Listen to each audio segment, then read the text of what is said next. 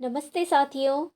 आज डे 9 में मैं आप सभी के साथ हूँ वैडम ज़िलैंड की पुस्तक ट्रांसर्फिंग रियलिटी इन 78 डेज लेकर।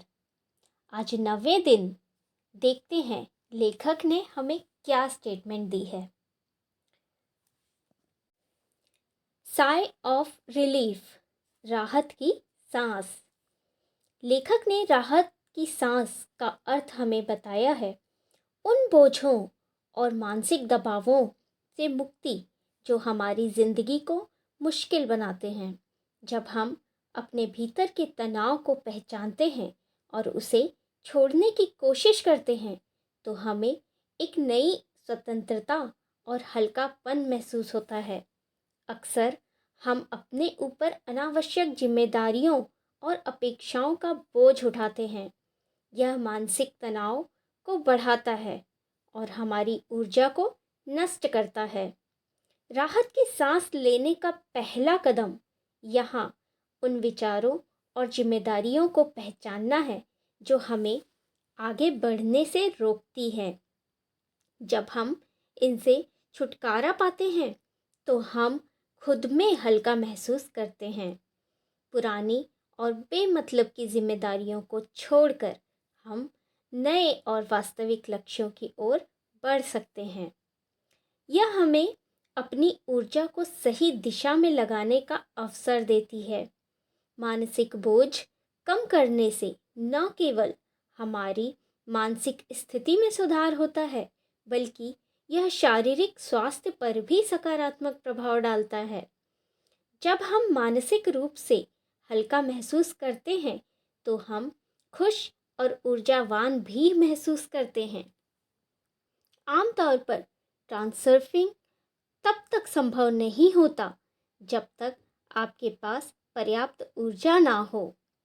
आमतौर पर इंसान की अधिकांश ऊर्जा उसके अधूरे और न पूरे होने वाली योजनाओं पर खर्च होती है।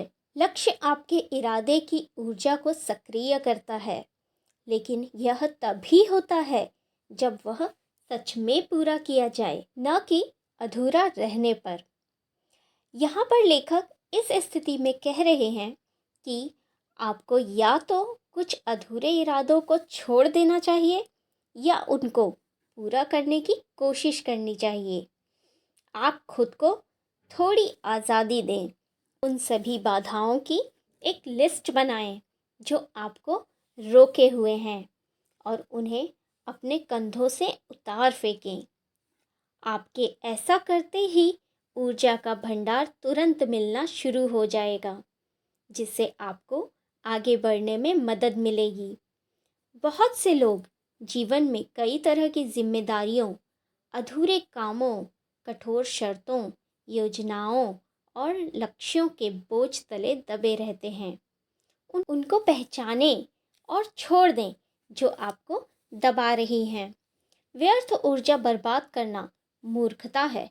जिससे आप छुटकारा पाना चाहते थे उस पर निर्णय नहीं ले पा रहे हैं। इन्हें आज ही छोड़ने की कोशिश करें।